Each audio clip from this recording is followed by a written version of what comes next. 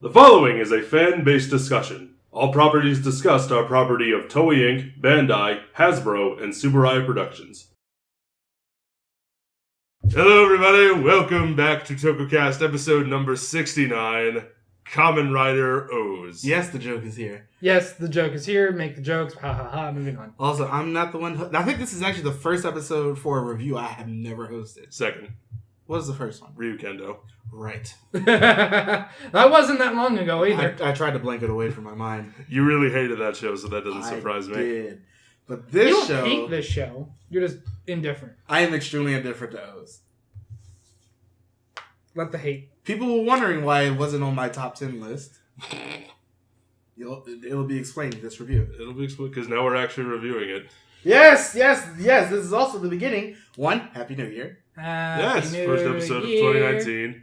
2, 69. 3, O's month. That was a month. For the next Is it a few month weeks. or is it? I think It is about 3 weeks, but we're gonna, have that week before February starts before we start Gokaiger-ma. Fuck, Gokaiger month's gonna be a thing. Isn't that a good thing? Excited! So many months. Mm-hmm. It's month time. Go ahead and get us started. Well, we're going to start where we always do with the opening. One of the best openings ever. I love it. I love this opening. It is a good opening. I love the opening. I love that it's Jazzy? jazzy, ska. Ska. And I love that the rest of the score for the show incorporates the same kind of music. Yeah. There's a lot of horns. There's a lot of jazzy, heavy notes in the score as well. Very upbeat, which I really enjoy. Very upbeat and very dramatic when it needs to be. Yep. Also, this is something we never talk about. This show has a lot of insert music. Yeah. Because there are a lot of insert songs for each form that it gets. Mm-hmm. It has some great ones. Power to Terror is great. Mm-hmm. Tajador is also very good.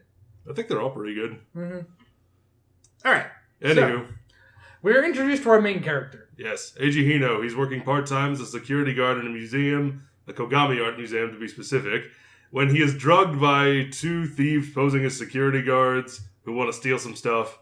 They open a sarcophagus, a bunch of metals fly out, and they reform some monsters. So essentially almost the plot of Lightspeed Rescue, except worse, because they're idiots.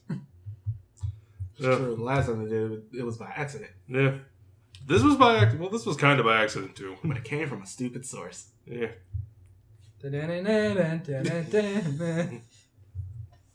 Good song, though. So these bunch of metals come out, and we are introduced to the greed. Mm-hmm. You have to elongate it as much as possible. Because there are 3 E's. They were greedy about those E's. It's accurate. And they are monsters that are born from human desire. Which now that I have this frame of reference, they're kind of like the homunculi from Fullmetal Alchemist.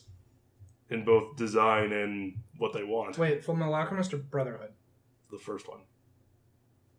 Okay. I haven't seen Brotherhood yet. Everyone gives me that response. Well, the thing... because the... we can talk about that later. Yeah. Swear to God, I will get you and Sam to watch it for Nerd and swear to fucking God. Moving on. So we have 5 greed, if I'm counting correctly. There is Mizul, Gamel, Uva, Kazari, and then there is a floating red arm, and that is Ankh. So 5. So 5 total, but 4 stay bad because Ankh, his core metals did not resurrect as much as the rest of them did. And yes, we have the core metals and we have the cell metals. Cell metals are the silver ones. They're kind of like they're cells. Just what form the body, and then core metals are like your nucleus, your organs. I think of it more as like a nucleus, or like cells have nuclei. Yeah, fair, but I was thinking it more as if the entire thing is a atom, cell, or as an atom. The core is the nucleus. The cell metals are like the neutrons that float around it, and the other ones are the mitochondria because they're the powerhouse of the cell. You don't want to be here, just leave. Thanks, Miles. Oh, let him have his fun. Anyway, which is definitely an interesting take on the villains, how they are made up, and I also really enjoy how the monsters of the week are made in this. I love how the monsters are made because it's different for every greed. Mm-hmm. And I also think that cell metals and metals in general are the greatest use of form changes in monsters ever. I really do. Can you expand as to why? I can expand as to why. I'm curious. It's tied so much into the characters themselves, how they are made, what it is they want, and their actions throughout the show. Mm-hmm. It's just tied into that so well that I think it works perfectly. Okay. No, darkness the table. No, that's absolutely fair. And I really enjoy how every time they make a monster, it's based off of the type of animal from that breed. That they are, because Uva is insect based. Kazari is Large cat based. large cats are like land based mammals, and then you have Mizzou, who is Mizzou is aquatic animals, and then you have Gamel, who is big animals, large animals, elephants, rhinos, etc. Yeah. And then Ankh, who is birds. Mm-hmm. So I really enjoy that, and then we are introduced to Ankh's human form, I guess.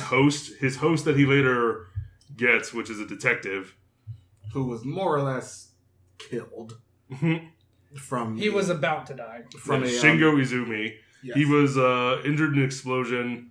Ankh possesses him as a host, and they're both played by the same actor. Both played by Ryosuke Miura, who fucking nails this.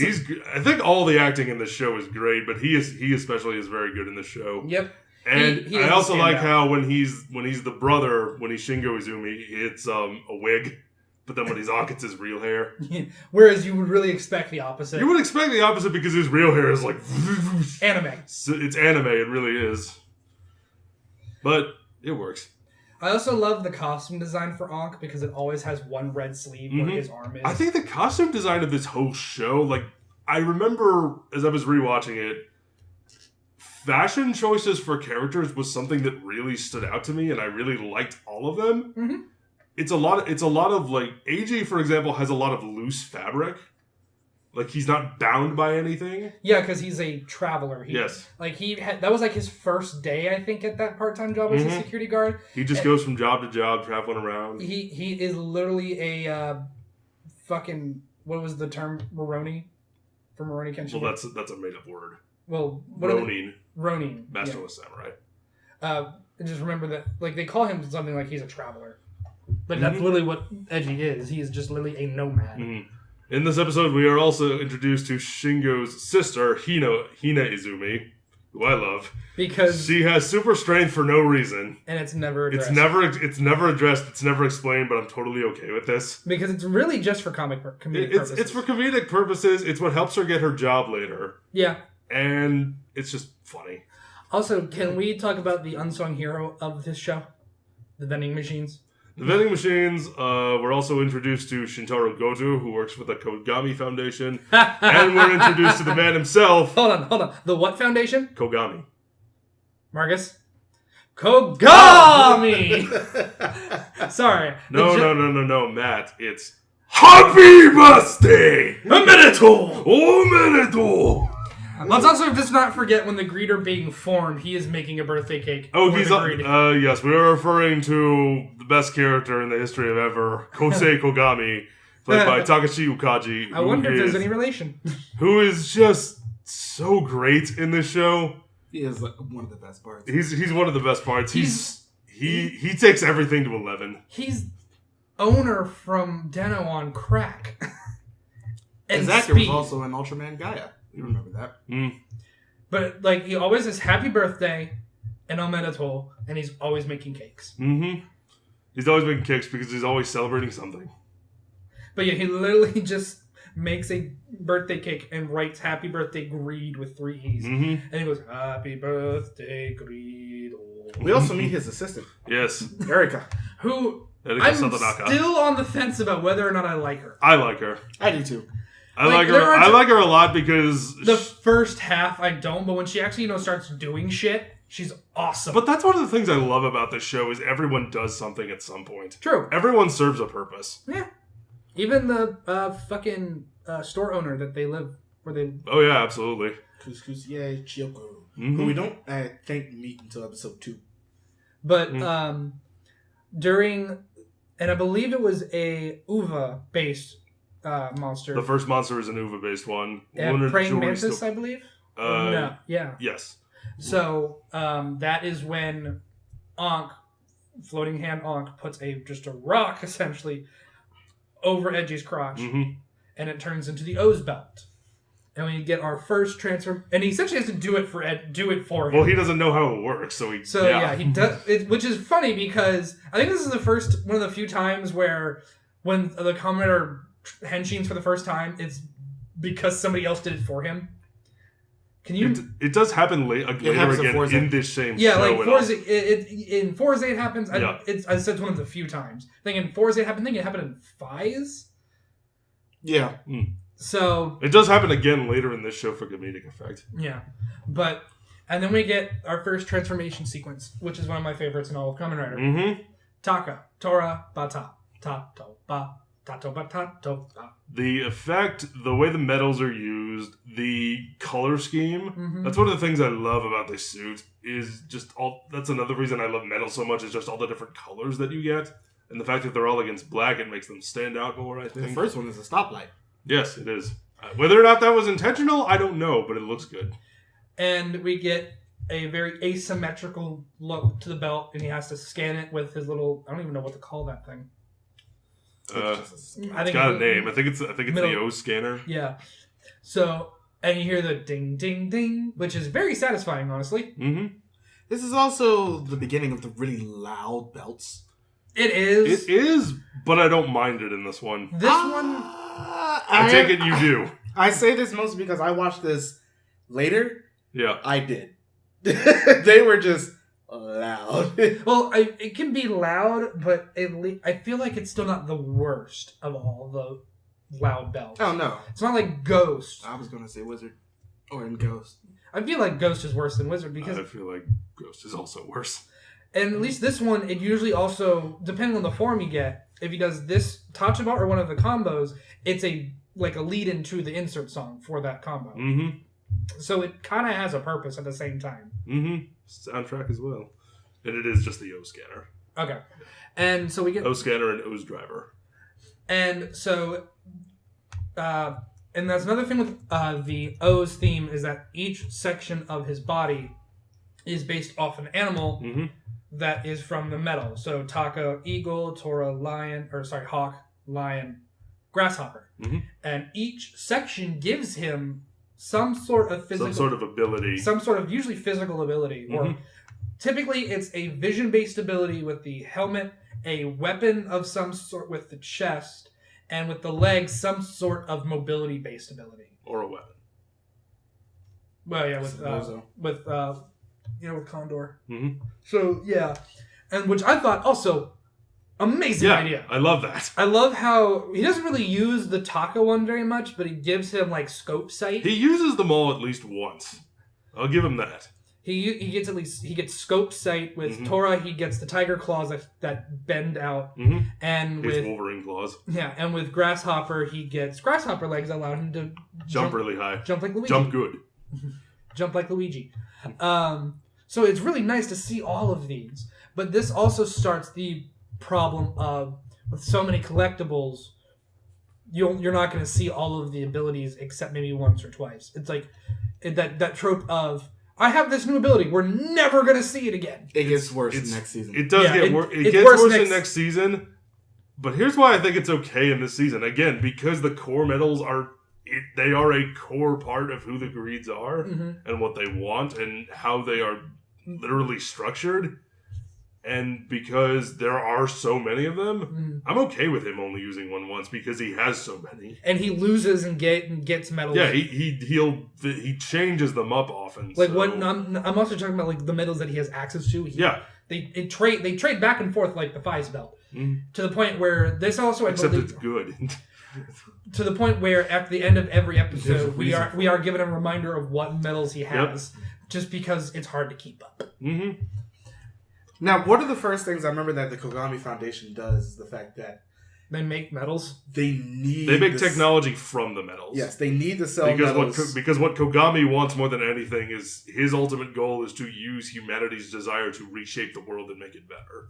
Yeah. That's what he wants. Yeah, he's not a bad guy, which you would not expect from the president of a big corporation like that in a TV show. Now, I remember one of the first things that does end up happening is that whole conversation where they at first demanded 70% of the metals that they... As in Ankh demanded 70%. He's like, I want 70% of the metals. He's like, yeah, no. This is the episode. This is in episode 6 where this is happening. Mm-hmm. This is the episode with our favorite moment where... Because the vending machines... The ride vendors, they're manufactured. They also have the cans that he can use. Yeah, so they're manufactured by the Kogami Foundation. Yeah, the vending machines with cell metals can dispense animal-based cans that essentially are transformers that are little minions for O's to use. They also transform the vending machines themselves transform into O's bike, which is a chopper, and it's awesome. It's a good-looking bike. It is a very good-looking bike, and it's very few. It is. And I know Marcus would enjoy this. It's not a dirt bike. It isn't. It is a chopper, I believe. Chopper. The ride vendor. So, which is also more toys! And second of all, I'm just also glad that it's not something that is thrown... The cans are not just something that's really used and then forgotten. No, yeah. It's every episode. Yes, they are called Candroids, which... I like that name. And they keep adding more. They keep adding more, and they each have a different purpose. And because, like, the Taka cans he can use to, like... He can use them as a ramp. They're useful for scouting monsters. All of them are, which I think is cool. Yeah, there's the Taka, there's the octopus, there's the grasshopper. Mm-hmm. They're all also I believe like 90% of them are based off a core metal. Mm-hmm. Except for like the turkey. There's it's a peacock. Oh, it was a peacock? Yeah, sorry, it was brown, so I thought turkey. It's a kujaku. Sorry, I believe the color of the can was brown, so I thought turkey. Yeah, Taka Tako, Bata, Tora, Denki Unagi, which is the electric eel. Gorilla, Kujaku, Terra, Torikera, and Fudi Fudi. So they're all based which is a fake one. Well, not a fake one, but a special one. So we have all of that, and in this scene when they're debating, the percentage, Mr. Kogami just turns them off. Yeah, he's like, you can't use them until you agree to my demands. And O's literally pushes a vending machine over, mounts it like a bike, and just goes, Ugh! It's so great. It's like, how do I start it? It's just and it's great. It's hysterical. So they finally agreed to what? I think it was 50-50 or 60-40? Nope, it was like 30. It was at first 70-30. Yeah. And then he was also making a cake during this entire thing. And yeah, of course. Goes in there and tries to threaten him. And then they said 60-40. And then he said, happy birthday. He takes the thing off of the cake, and it's 60%. Because he's a fucking... He's been here before. He's been here before. He is a businessman. It's a magic trick. That's great.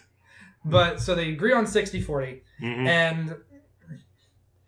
Because Ankh wants to reform his body and he needs cell metals to do that. I think the best thing about this first part is the fact that Ankh was willing to let people die.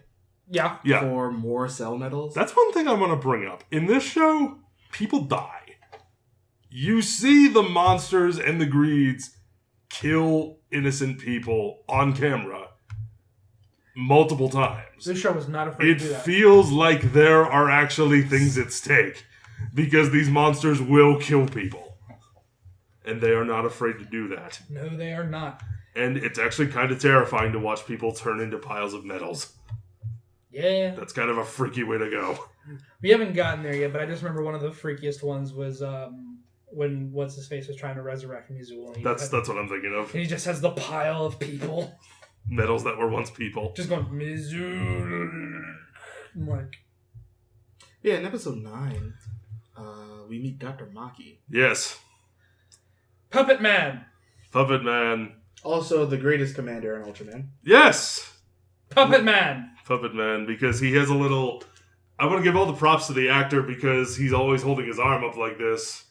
For take after take after take, which takes a lot of... muscle control. That takes a lot of strength muscle in the period. doctors, yeah.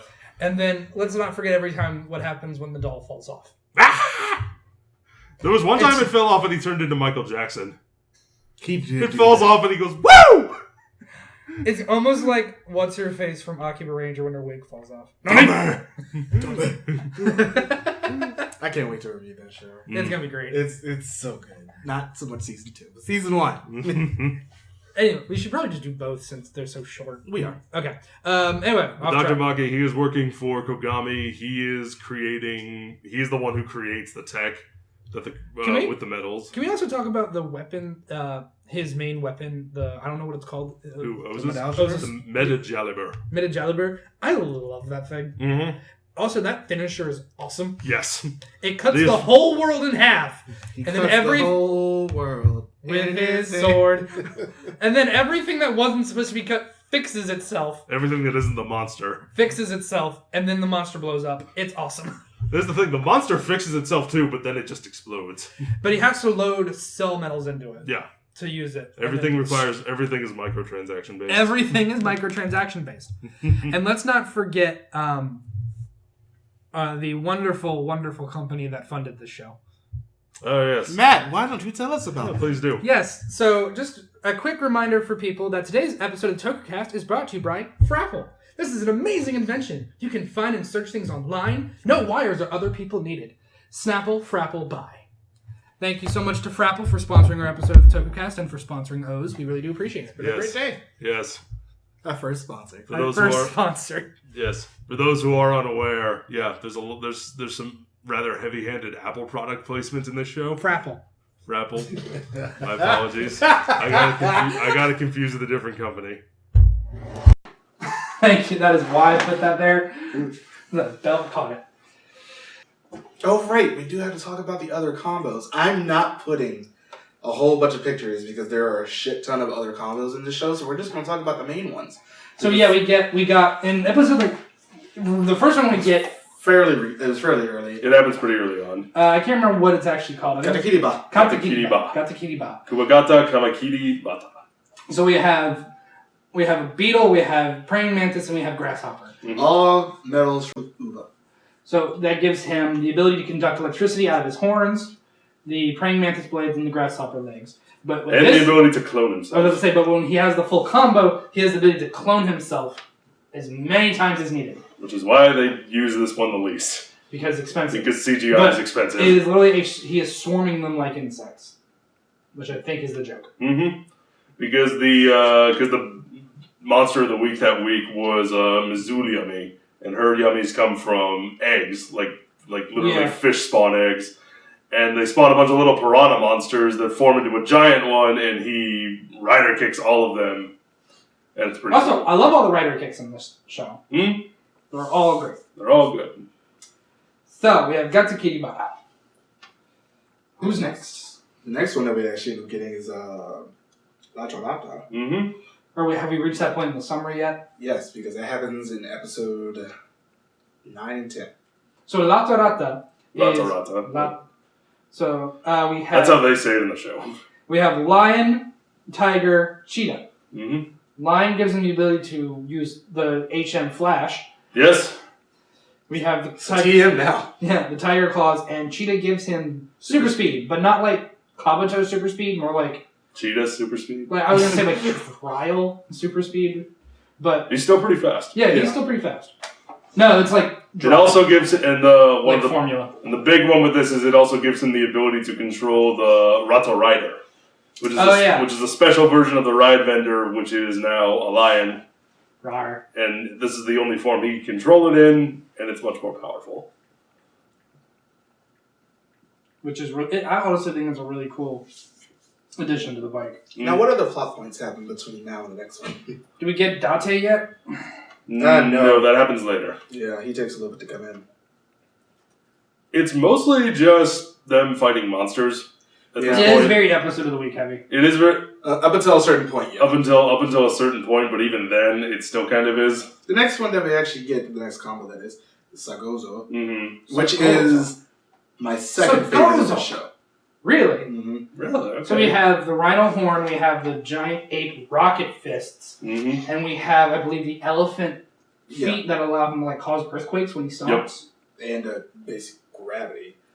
But yeah, I like this one. I think it's more the color scheme than anything else. The gray and white. Yeah, I really like the color scheme. I like the color scheme. I also love the finisher on this one. Finisher's pretty... It's very unique.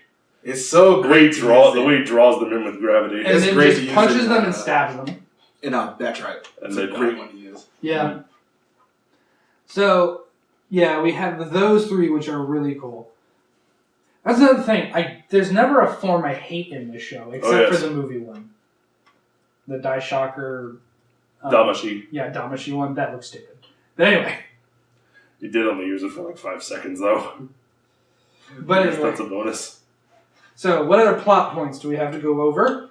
Well, the next one we're getting to is the appearance of our secondary rider. Yes. Yay! Kira Date. Marcus's favorite character.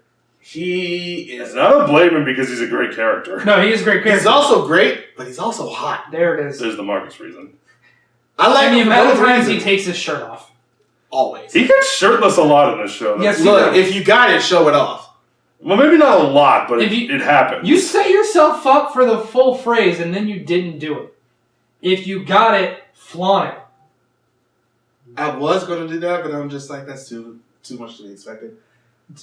Was it too vanilla for you? Yes. I like vanilla.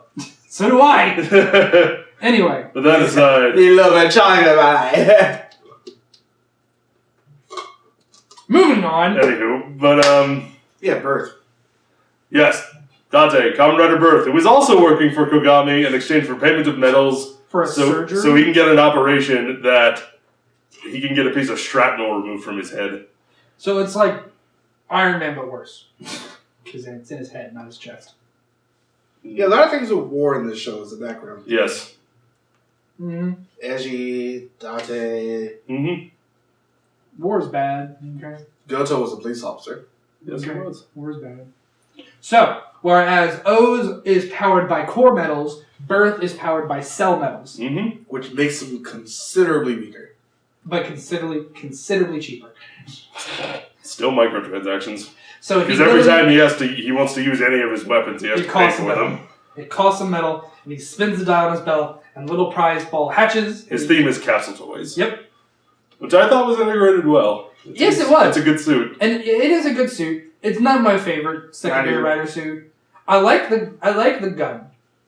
The gun that literally just uses cell metals as ammo. It was a little too plain for me. Yeah. Like the whole form, just as a whole. And let's not forget birthday. We'll talk about that later. I think we talked about it enough. The very next combo, because this one is actually much more plot relevant, because Tajadol. Ankh is very Bitchy? stingy with Yes. his own metals. So bitchy. That's just in general. Yeah. So after a little bit, when a lot of the other ones have already been taken away, he gives actually 2 of his and turns into the mid-season. I'm not even really sure if this is mid-season because one more form was after this. But the Technically, Taj- it's called super form. Yeah, it's a super one. Is another It's word still for his. mid-season It's still upgrade. his mid-season upgrade, because Tajador, I believe, out of all of the combos other than Puchotira, is the strongest. I believe that's how it worked out stats-wise. I don't know if we can count I stats don't- or anything. I don't know that there are- It's sort of bullshit. I also don't know that there are really any stats for these. There are, but they're all bullshit. It's like power. I mean, as far as O's goes, because he has so many of them. And the fact that they're much more, it's fitting to the situation. Yeah, it's more like Pokemon Yeah. However, exploiting weaknesses. Tajador is a beautiful form. It Oh, is yes. fucking gorgeous. It's tied And as that my is second, not my bias of red talking. isn't it? It's a little There bit of you my go. bias. It's like tied with Sagoza as my second favorite one. Mm-hmm. And I believe this made it into our top 10 Kamen Rider forms of all time. It did. My only complaint about this form is that it's the only form. Well, let me rephrase. The Kujaku metal is the only metal that gives him any kind of ranged weaponry. Yeah, it gives him the Giga Scanner, which lets him fire out fire. Mm-hmm. It's the only, just from a strategic standpoint, it's his only means of ranged weaponry, which I think is just I think every Kamen Rider needs with fucking Zio, he has the sword gun. I think every Kamen Rider needs something like that, so they can always have the option to fight at range or in close quarters, no matter what form he's in. Mm. Just saying, just feel like it shouldn't require a form change. Now, of course, we're going to go back and talk about some of the other plot points that happen in the back. There is one last form that does happen, which is my personal favorite one, Shauta. That's my favorite too. Really? I like this. One, I love the shades of blue that they use. Mm-hmm. I was like, that's just gorgeous to me. But I also just love the fact that the Yanagi metal gives him electric whips. Yep. And I'm completely here for that. Yes. So yeah, Shota gives him the ability to breathe underwater, the Gives him echolocation as well. the Unagi electric whips, and the squid legs, which allow him to stick to any vertical surface. It also allows him to travel faster in the water. Mm-hmm. That too. I remember just Gives him imagining tentacles. what would be the optimal like sniper form for O's, and I came up with Taka Kujaku squid legs, because you could literally just hang on the side of a building, hawk vision, and then. So he's the Cyclops monster from Magic Ranger? A little bit, yeah. AKA probably the best episodes from that show. Yeah. I can see why you guys really like this one. Yes, I do like the shades of blue, but I really love Tajadol. I love the ocean. Alright, now I love phoenixes. I'll leave this one back to you two for the other plot points that happen in the show. Next plot point is the 1000th episode of Kamen Rider. Oh my god. Not so much a plot point as it is just a really fun episode. Sure, fun. Where Kogami decides it's like the 1000th episode of Kamen Rider is coming up. Let's make a movie. And I'm surprised you don't like this episode because it's where you get to see Date just stick his ass out at the camera. Like, I'm here for that, but it's still a stupid set of episodes. I don't understand why you don't like this one, but okay, fair enough. I think it's great. I think it's a lot of fun. I think I think the villain of the week for this episode is incredibly dumb because it's just some random dude who works at the Foundation, and he's just like, "Hi, I'm gonna be the bad guy." Hi, I am so and so. I will be your villain this evening. That's pretty much what happens. Now, in the background for most of this, Dr. Maki has been plotting. Yes, because Dr. Maki is the opposite of Kogami in the sense that he wants to use humanity's desire to destroy it. Have we gotten to the episode? It was the greed that made people fall in love with her. Maybe, but we can talk about that one. That's episode 20. Because it's just one of my favorite moments with Edgy spinning on the pipe, and just every time he does a rotation, just smacks Hawk in the back of the head. Just and Ong just grabs a bucket to beat him with it. That one's great. And also in this episode, we get to see love combo. The love combo is funny, but also this is where Hina does the henshin. Because he's so out of it that he can't transform. Oh yeah. And then when he transforms, he's like, "Wait, what the hell was I doing just now?" Yeah, it was a full restore. He was high on love. He was confused. He hurt himself in his confusion. He hurt Unk as well. But yeah, Smacks the head. Yeah, Dr. Maki has been plotting in the background to try to make somebody into a new greed. What was it? It was like a battery. That's what Dr. Maki was trying to make one of the greed because he started working with Kazari. Right. Into some sort of conduit. Yeah. And then we also find out that Chiyoko, the owner of the Kusie, bears a resemblance to his sister. And as we go on, we find out that his sister was actually evil in some regard. She was very mean to him. Yeah. And that's one of the reasons he is the way he is. Trauma! Yeah.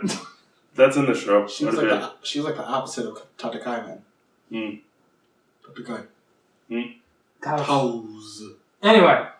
And then I believe during their partnership, he gets all 9 of his core medals. He's the first of the greed to get all 9. He is late. It does happen late, but still, he is a human who becomes a greed to fulfill his desire. I wasn't referring to Dr. Maki. I was referring to Kazari. Kazari. Like I said, that happens late because we haven't even gotten the final form yet. Okay, I couldn't remember if that was before or after final form. Yeah, so Dr. Maki is trying to make himself a new greed. Which he more or less does. Which he does by making himself the Kyoryu greed. Yes, the Kyoryu greed, purple. Kyoryu greed. Which is the dinosaur settlement. Damn, it's like we can never escape dinosaurs in Tokyo. Sorry. How long it took Marcus to hear what I said. Yeah, he basically ends up implanting those core metals into Eiji. So now there are 2 greeds. Which turns Eiji into the Eiji Eiji greed. So it also gives him access to the last combo that we get in show. His final form. Mm-hmm. Putotira. Pteranodon. At The us. problem? At us. Let's go. Blame Toei. That too. We didn't make the rules. No, we did not. Puto And honestly, they didn't either because they never stick to them. Nope. They did recently. Puto Tyrannosaurus. Mm-hmm. Puto Tyrannosaurus. Which also has the Power to Terror insert song. Which is great. Quality. So let's talk about Puto Tyrannosaurus. I think it's one of my favorite. I think it's also one of my favorite. Purple colors. is a great color scheme. It really is. It's purple and it's also white instead of black. Yeah. So we have Pterodactyl, Triceratops, T-Rex. Mm-hmm. Which also causes him to go crazy. Crazy. The more he uses it, the crazier he goes. So the pterodactyl head allows him to grow wings in the back of his head, which I do admit looks weird. Well, he kind of grows them from the back of his shoulders. But then when he flaps them, everything freezes. Yep. Then we have the retractable or extendable Triceratops spikes on his shoulders, which are great for making ranged combat close quarters. And Really close quarters in Kazuri's case. And I don't know what the T-Rex legs really... Tail. Yeah. I forgot to give him the tail. Gives him a tail, and he also gets the axe.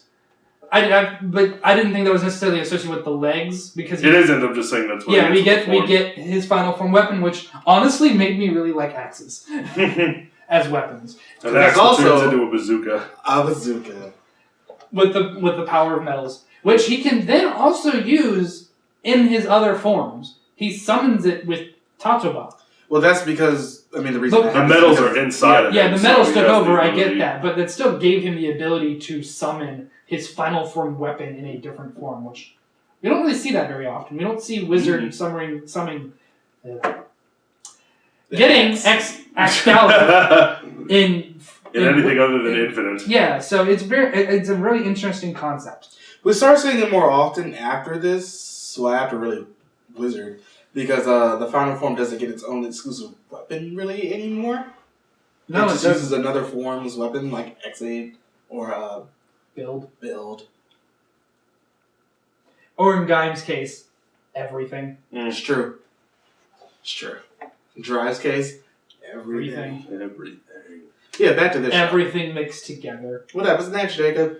Well, I think next we're just going to run through some of the plot points and then just get to the characters because is this still my favorite Kamen Rider show? Yes. There's a question mark on the end of that. It's more of a giant asterisk. What's the asterisk mean? 2-parter episodes.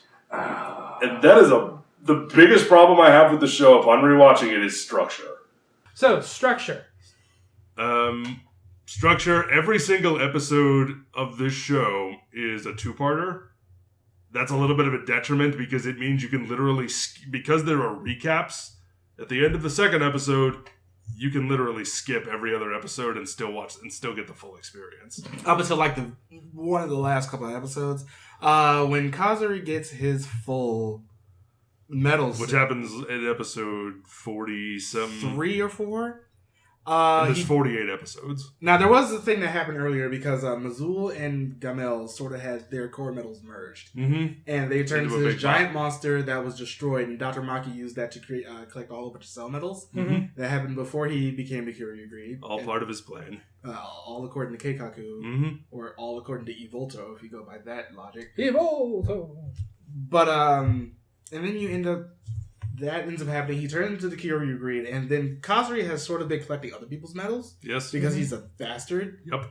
Don't forget, did we talk about Evil Ankh?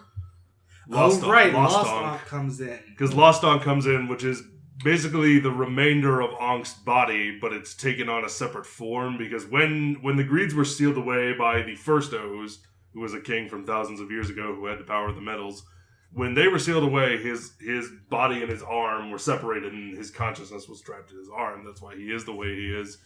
But his body has been reformed, and it's now and like Dr. Maki is using it for his nefarious purposes. And then Ankh goes back over to the side of the Greeds for a little bit. They have this fight in the water. There's a lot.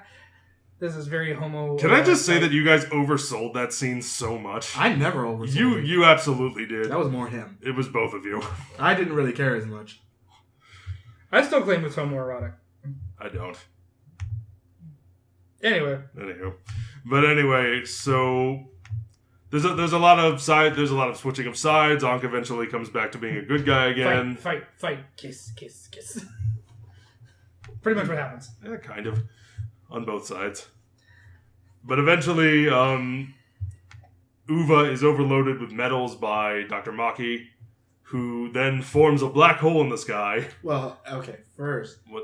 As I said, Kazuri gets his core metals back. Yeah. And then we find out that Putoterra can break those. Oh, yeah. So he gets them back, and like 3 minutes later, he gets killed. He's dead. So let's also, and it's 3, each grade is made up of 9 core metals, 3 of each layer. Yes. But there is one specific metal that has their consciousness in it. Usually a head one. Usually a head one. That is the one that if you break it, they die. Yes. And that is what's happening. Yeah. Because Kazuri like goes to Dr. Maki. Dr. Maki's like LOL smiley face. And then stabs him and takes all the core metals that were inside LOL of him. JK. Basically. Takes all the core metals that were inside of him and just takes them. Mm-hmm. And then Kazuri dies. Yep. And then over the next couple episodes, Everyone else dies. Gamel, and Uva die. Mm-hmm. And Uva is the last one to die because he becomes the conduit that Dr. Maki was going to use to create his black hole to bring about ultimate destruction. And God, that's a while. it's kind of a horrifying way to die. Yeah. And so... And during the course of all of this, Ankh's consciousness core metal has been cracked. And can only be used one more time, or it will break. Mm-hmm. And so, with this black hole in the sky, we get to our final confrontation between AG and Dr. Maki, and Ankh throws Edgy all of his core metals, including his consciousness one that's cracked, because he can't use Putoterra anymore. Yep. And he loads up Tajador, and instead of the normal belt voice, it's Ankh's voice, and it's the greatest, which is great. And it's all of the feels. Oh, yes. And even more so, when he's fighting in Tajador, Ankh is physically there with him as well. He's not really physically there, but it feels like he's there in spirit. He's literally there in spirit. But at the end, they both shoot off and they combine into a bigger one, if my memory serves. So he was physically there to a degree, as much as like a spirit can be somewhere physical. Does that make sense? Yeah, I guess so. He can't actually participate in the fight, but he can assist to a degree. Mm-hmm. Kind of like the support spirits in Smash. Yeah, kind of. So, but it's still the greatest thing. It's such a great scene, though. It is such a great heartwarming scene, especially with the moment where he punches and Ankh just comes out of nowhere to punch with him. And even Oz is like, what the fuck? All right, I'm going insane. Let's go. And then they do one more Giga Scanner, blast the black hole to oblivion somehow. Mm-hmm. Well, they blast Dr. Maki into the black hole. Yeah.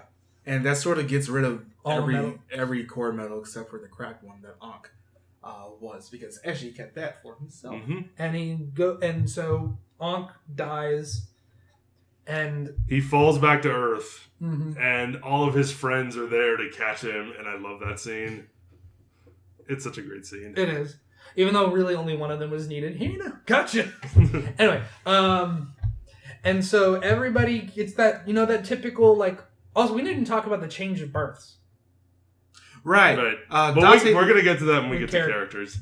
Well, we're going to get to that when we get to characters. No, I'm saying earlier, Date left to get his surgery. He left to get his surgery. Because he left to get his surgery. Goto became birthed. Date came back again and became proto. Because Date was also working for Dr. Maki. Yeah. So, and this shirt did not meet shirt was quota, according to Marcus. So they brought Date back. Still love the scene where like he literally rips off his shirt to make it a bandage for somebody who got hurt, and Marcus is like, "I'm okay with this."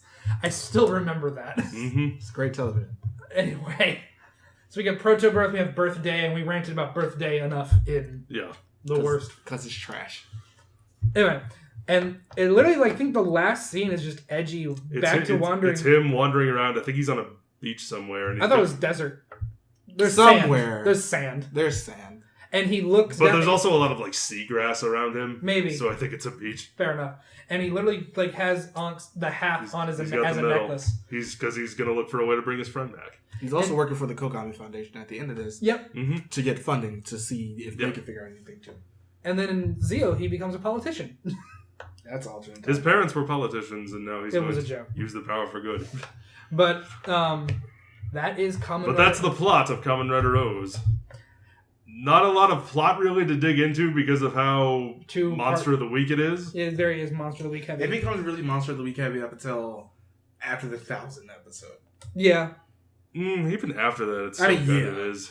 But it's kind of like Drive. It starts off very Monster of the Week heavy, but once the main plot gets going, it gets going.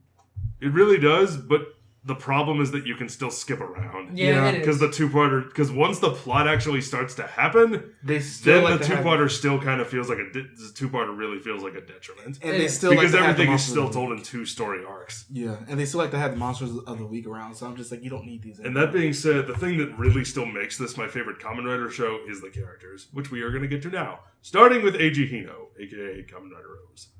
I love this guy. I love him because he is I want to say a beacon of hope or just some light, but he is the most optimistic motherfucker on the face of the planet. As long as I have tomorrow's underwear, I'll be okay. He's got a lot of optimism covering up a lot of trauma. Yeah. It is a mask. But I don't remember them really delving that much into it. They do. More than they could have, is my point. They delved into it as much as they needed to. Yeah, I guess. His parents were politicians. They were working in Africa. There was some sort of war skirmish broke out. As Africa does. And a little girl was killed, and we see that flashback of him like reaching out trying to help her. We see that flashback a lot. He's reaching out trying to help her. She's killed in an RPG blast or some sort of explosion, and that sort of like was what dried him up inside and what fueled his desire to like always be able to want to reach out. Yeah. And that's one of the things that really drives him to want to be a good person. God, which actually is shown in the beginning, like during every episode, in like the opening sequence, because he's like reaching out and the metals fall into his hand. Yep. Which gives him a possibility of helping people. Also, I would just like to see what Kuga and Edgy in the same room. I'm just wondering if it would be so optimistic it'd be sickening with the two of them. Kuga and O's, I think, would be the 2 most optimistic motherfuckers in a room. I think it'd just be sickening. I don't think so. But, you'd have to throw Forza in there too. Oh God, he has a point. Fuck. The trifecta. Fuck. Next is Akira Date. Okay, we're going on to our secondary rider. He was okay. He's positive. I like him a lot. There's a lot of optimistic characters in this show. I'm okay with it though because it's actually pretty balanced out. True. With the greed. Yeah, that's very true. And Ankh. Does he count? Do we count him as greed or do we just count him as Ankh? He is. But do we just count him as Ankh? He's one of a kind. So yeah, Date is fun. But I think as birth, I think the other guy was doing better. Goto? Yeah, Goto was a better birth. Well, let's get on to him next. Goto. He earned that. He earned that. He really did. He earned that belt. He tried his hardest, y'all. Yep. Also, the fucking secretary who's apparently a fucking marksman. Yep. And Satanaga is great. They use that's the thing I love about the show. I said it before. Everyone serves a purpose. She's sort of like the prototype for what we got from Inga Black from the Forza movie. Yeah, I can see that. Yeah. Who was an extreme badass. Remember that whole fight scene on the bus? I cannot wait to watch that movie. Anyway, so I think if anybody's ever earned a Kamen Rider belt, it's him. Mm-hmm. He worked his fucking ass off. I think everything in this show feels earned. True. That's how I feel about a lot of it. Let's get on to Ankh. He was easily one of the most complex characters in Kamen Rider. Honestly, one of my conflicted as well. I think he's honestly one of my favorite characters in Kamen Rider. I don't blame you. Yeah. He's a great character. He's a great character. Fucking fantastic character. He starts out very selfish. Very anti-hero. And he actually has an arc. Which is not something you can say for a lot of these shows. The Ankh arc. The Ankh arc. An arc, if you will. I wasn't sure how to merge those two together. I was like, Ankh arc. Yeah, Ankh is a great character. I really liked him. He was like he's an amazing actor too. He was like really the only thing I really liked about this show. So I didn't recognize him in the Rurouni Kenshin movie, but yeah, that was him. Yeah, that was him. Well, I just remember when the movie was coming out, it was announced that he was being cast. Okay. So I knew who to look for. And then we saw him again, him and Eiji, and we just saw Hina again with Eiji this year. But we've seen everybody in the show, at least all the main characters recently, except the secondaries. Yeah. Well, no, because we saw Date, not as Date, we saw him as Shider last year in the Q Ranger Space Squad movie. Okay. Moving on to the next character, Hina Izumi. She serves as the emotional core that really keeps Eiji and Hunk grounded. Because another core was needed. Well, it is 3 of them, so yeah. Damn it. He has I love her a lot. No, she was fun. I think she's a great character. She was definitely a lot of fun. I also like the episode where Ankh went bad, but her brother could live without him now, and her brother tried to take Ankh's place. That entire training scene where he's throwing medals at him, and the guy's like, fuck. No. It was a lot of fun, this show. We've talked about Kosei Kogami. Let's talk about Shiyoko.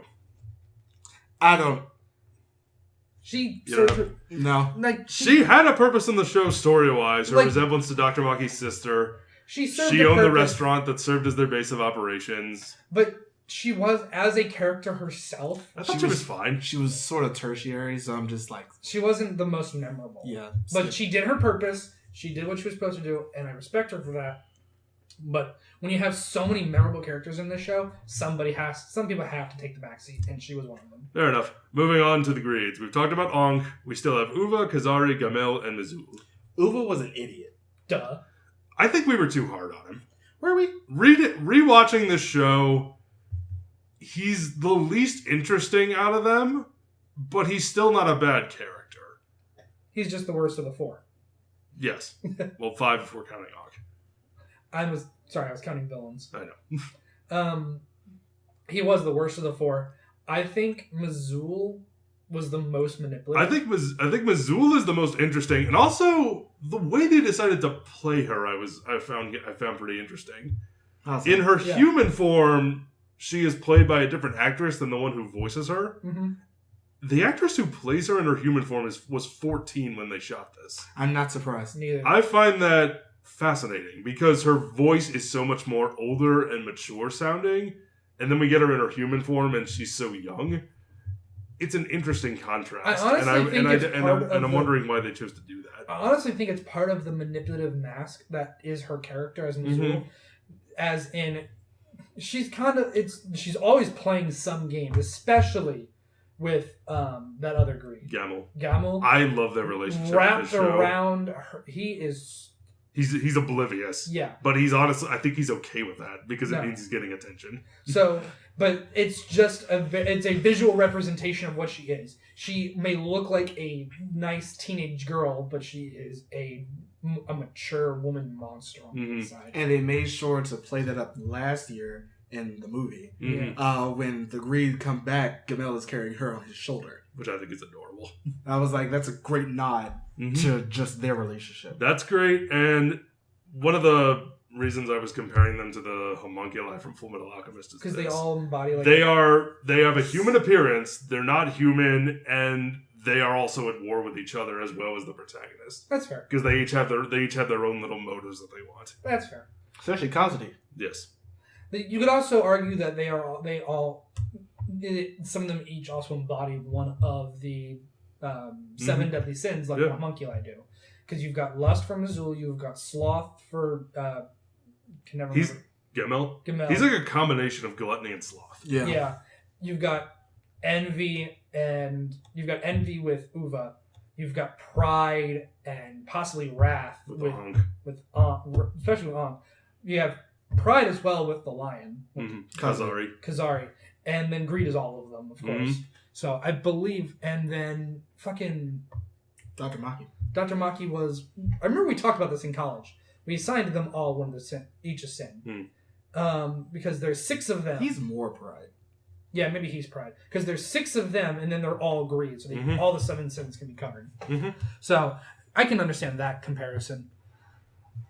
But I think out of them, I think my favorite was probably Missoula. Okay. I'm going to agree with that one. I like them all. People, But I think, I mean, if we're including Ankh in there, he's my favorite. Of course. But if we're not, I would probably also say Missoula. No, I scratched that. I would say Dr. Maki. That's fair. I'm not the biggest fan of this show. No shit. True.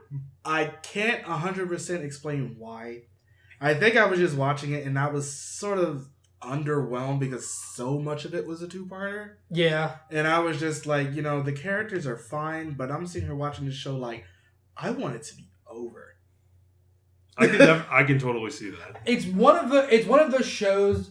Over. It's better on. I think it's better on the first watch than it is on the rewatch. I agree. Yeah, because rewatching this was a chore for me. It was a lot harder, especially since because of shows like Gaim and X8 and Build and stuff. We're back to not having a two-parter every other fucking episode. So it's hard to go back to that, especially because we're in that.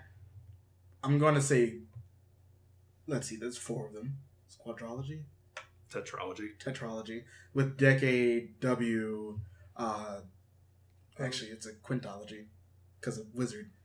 So it's Decade W, O's, Forza, and Wizard. It's just like and Deno. It's 2-parters, and that's it. Mm-hmm. Kiva too. So it's just like 7 shows, and I'm just like, this is a struggle for me. Yeah, I don't blame you. This is that time where I'm just like, wow, I don't like this. I really hate the structure, but the characters, just the look of the whole show, it has a very like aesthetically, it's a very nice show to look at. Yeah. It has great monster designs, great suit designs. The music is great. Everything else is such a positive that it outweighs it just enough for me to still say it's my favorite. Yeah, for you especially. Yes. I think for the next couple of riders, I'm going to leave it to you to host because I'm going to get bored. If you thought I did okay, let me know. I'm going to get extremely bored over the next few riders. Like Sentai, of course, I'll still do an Ultraman because we will be watching Dyna soon. I'm excited. And of course, Garo. Wizard's gonna be a fucking. Wizard's gonna be fun. No one wants to host Wizard. Oh, I want to host Wizard. It's gonna be short. I'm okay with hosting Wizard. I'll tell you that it'll be short. We're gonna go back to here's what we like, here's what we didn't like. Here's what was super fucking terrible. Yeah, absolutely. That's what we're going to do. But yeah, next we'll be doing. Which one will we be doing next? Core.